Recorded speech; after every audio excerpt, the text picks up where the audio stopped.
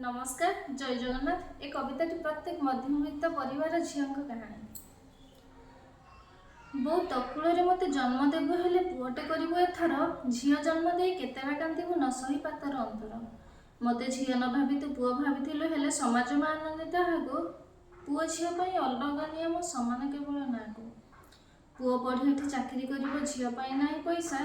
बाहा होकर सब कहले बो दादू कहते तोते हमेशा इज्जत एका तो झी पाखे थाए बाहर को जीवा मना जहाँ सह टिके हसी कथा कहे झी भल पाइलनि सीना बापांकर खाली बाहागर चिंता झी मन तो थाउ न थाउ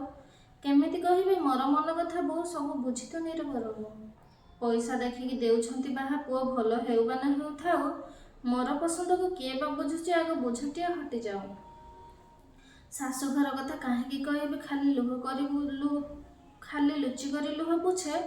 सबकिछि सही नीरव रहुचे उठे हस रखी मिछे हसी पारनेला मन खुली एठी नहेले शुणिबी खुंटा पुओ झील अलग नियम हुई अच्छे भागवंटा बुझी पारनेलो काहार हेबे मु सभी कहती पर तू कहलु मते पर घर बहु शाशु कहती मु पर झील समाज को जदि झील लोड़ा नाही भल बहुटे खोजती कहीं विचित्र दुनिया विचित्र लोक दया माया किछि नाही बुझिथिलु जदि एई समाज को काहेकि करिलु बड़ जन्म ठारू कांतु ममो को चाह हे खाली कल बल स्वप्न देखा मन अच्छी हेले राति आसे स्वप्न नई राति पाईगले स्वप्न हजि जाए आखि साजी भरा नई